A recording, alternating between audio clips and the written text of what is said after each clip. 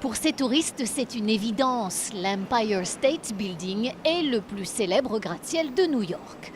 D'autres vous diront que non, le plus mythique c'est lui, le Chrysler Building et sa flèche Art déco.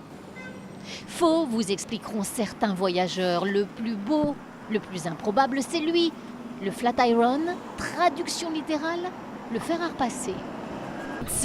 Il est vraiment très étrange. Oui, c'est vrai. Et c'est étonnant parce que quand vous le regardez, vous vous dites, mais les gens, ils arrivent à tenir là-dedans?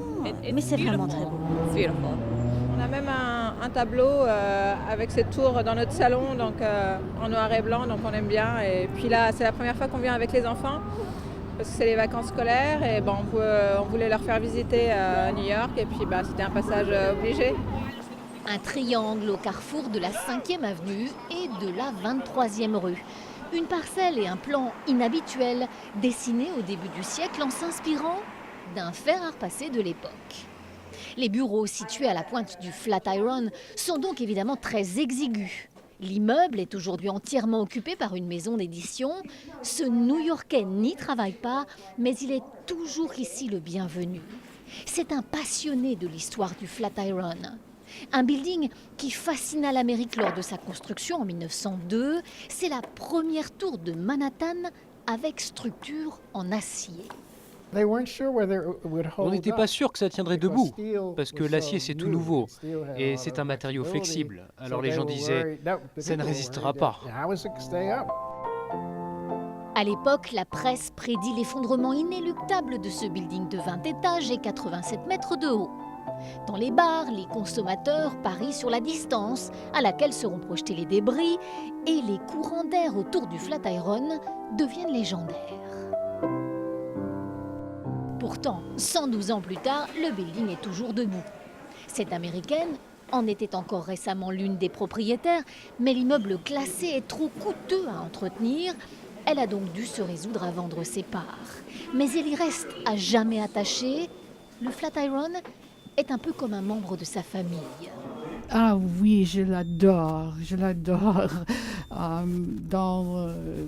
dans mon cœur. En 1940, son grand-père et 3 de ses associés achètent l'immeuble pour une bouchée de pain, moins de 22 000 €. L'Amérique sort alors tout juste de la Grande Dépression des années 30. À l'époque, il y avait une école d'art à ce dernier étage. Et je crois que la vue de là-haut, vous allez voir, est incroyable. Malgré sa peur et pour la première fois, cette New-Yorkaise, aujourd'hui écrivain, accepte de monter sur le toit du Flatiron. On a l'impression d'être au centre de l'univers, au sommet de New York. Le gardien lui tend une main rassurante et quelques minutes plus tard, elle se laisse gagner par l'exaltation. En Amérique, tout est possible. Et ce gratte-ciel en est la preuve. C'est tellement un building improbable, construit sur une parcelle de terrain totalement bizarre, tellement exigu. Un immeuble si haut. Et non seulement il a pu voir le jour, mais en plus il est devenu l'un des buildings les plus aimés au monde. Une popularité accentuée par quelques scènes de films grand public. Spider-Man affronte ici un grand méchant, mais n'a guère le loisir de s'attarder sur le style très français de l'édifice. Une particularité qui n'a pas échappé à notre très francophile écrivain. Les architectes qui ont fait ce building ont étudié à l'École des Beaux-Arts à Paris. Tous les détails, toute la décoration, c'est gréco-romain et aussi Renaissance. Un immeuble de bureau qui vaut aujourd'hui 140 millions €. Ses propriétaires envisageraient aujourd'hui de le transformer en hôtel. Les chambres avec vue sur l'Empire State Building seront sans doute très rentables.